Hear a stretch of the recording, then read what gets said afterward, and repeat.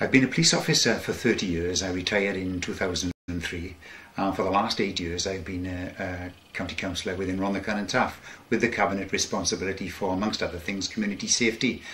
Well, I joined South Wales Police in 1973, following in my father's footsteps.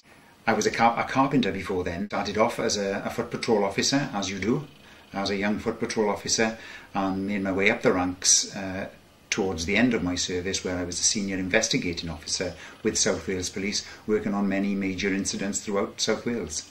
I think over 30 years I've dealt with just about everything from murder to serious rape, robbery. There's not much I haven't dealt with as a police officer. My proudest moment was, without doubt, the day I received the Queen's Police Medal for Distinguished Community Service. I was hoping that perhaps my father would have been there to see me get that, but he wasn't, unfortunately. He passed away. My mother was there, and she was certainly as proud as I'm sure he would have been had he been there. The impact of the cuts from the Conservative Lib Dem coalition are going to be hard-hitting and dramatic. There's no doubt about that. Well, the public are expecting and want to see more police officers on patrol. To promise that would be foolish at this time. There are going to be cuts, and I think it's all about smarter policing at this moment in time, better use of police officers, better use of IT. Primarily I worked in the valley areas. I've brought up in the valleys, and certainly a valleys police officer in many respects. But as a senior investigating officer with South Wales, I know the difference between policing in valley areas and policing in the cities. If I could give you a quick example there, on a serious murder inquiry back in 1990, my task was to identify every individual that had been to a particular nightclub on a particular night. Now, to do that in the Rhondda would have been quite easy, because 99% of the people there would have been Rhondda people, whereas in Cardiff, 99% of the patrons there were from everywhere other than Cardiff. So I certainly saw a difference there and faced a huge challenge on that particular inquiry. I worked in Swansea on major murder inquiries. Particularly in Swansea, I worked on what we referred to at the time as the heroin trail, which led clearly from Avon and Somerset Force through the M4 corridor, ending up in Swansea and beyond. So I spent a lot of time working on major drug dealing and importation in the Swansea area. As far as the coastal areas are concerned, I worked for some time on the Jack Armstrong murder down at the Bridgend Cowbridge area, and a lot of the focus there was down around the coast. So, you know, I do have that experience of, as well as the valleys, of working across the South Wales M4 corridor. The RCT domestic abuse one-stop shop has recently opened in RCT. It's called the Oasis Centre. The level of expertise within this centre is exemplary. I've been there on a number of occasions. I work, and I've actually worked with the lady who runs that on behalf of RCT. She's a former police officer. Her expertise is unparalleled, I think, in this particular area. The one-stop shop caters for everything. Anyone can stop and walk in there at any time, and they will help. Be that male or female, they have all the necessary links throughout the area with the refuges and other experience and expertise, and it is a really excellent facility. Tackling domestic abuse is very important. I certainly saw it towards the end of my service in 2003. Domestic abuse goes hand in glove with excess alcohol consumption. That's my practical experience of it. And it became so that on days, for example, when there are major sporting events such as rugby internationals, when resources would be drained from the valley areas to police these events, leaving skeleton policing in the valleys, the prevalent drinking and the domestic abuse and family rifts that followed we could almost fail to cope with them. Such were the resources that we were restricted to. It's very important, because the impact is not just on the individual, it's for entire families and entire communities.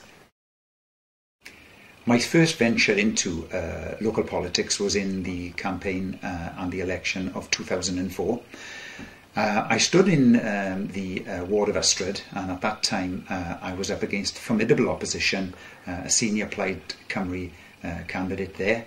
who had held the seat for some time with a huge majority, and it was an uphill struggle. It felt hard, I worked hard, and it felt hard, but certainly at the end of the election I prevailed with a huge majority.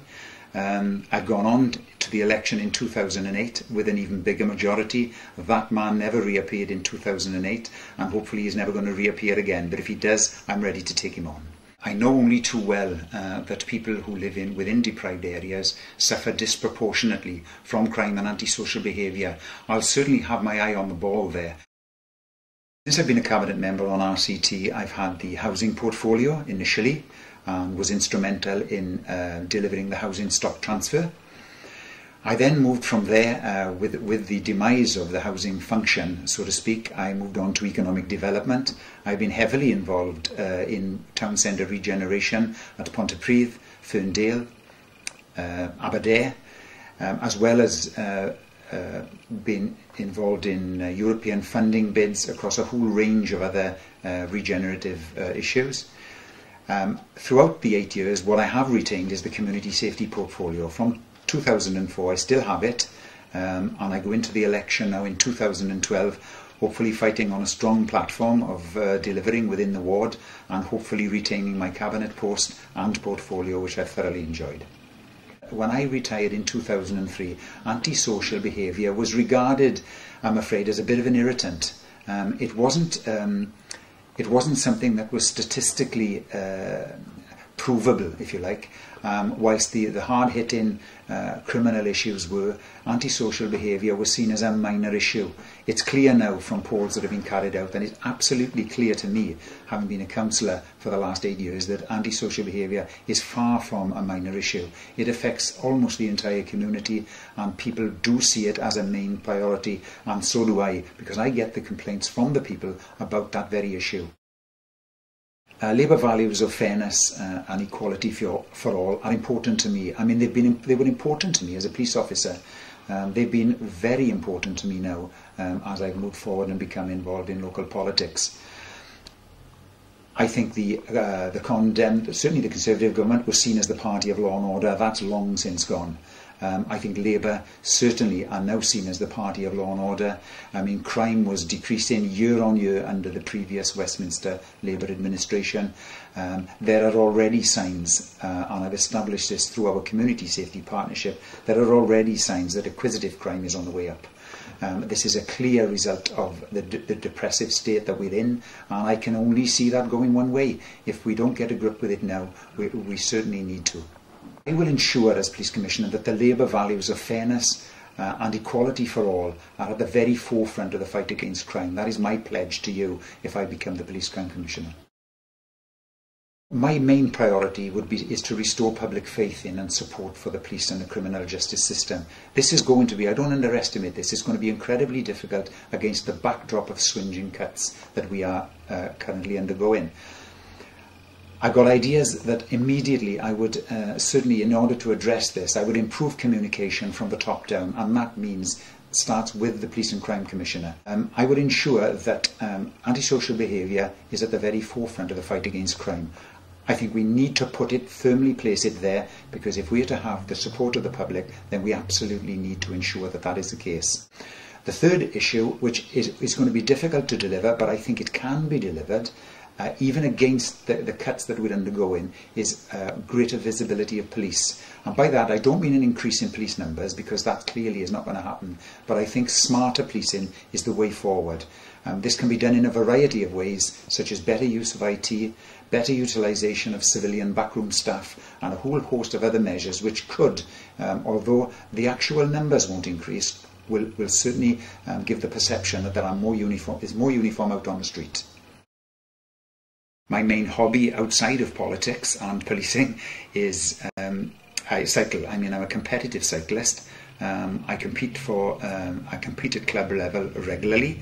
I should be competing. This is the time of the day, time of the year the season starts. But unfortunately for me, I won't be doing much competing this year with the demands that are placed on me. But in future years, I hope to take that up again. Whilst I cycle at the moment, I began life as a competitive runner. I represented South Wales Police, both at home and abroad, running marathons. I had some good success. I was never actually the number one, but I was certainly in the top 3. And on my best time, I've been sub 230 quite a few times.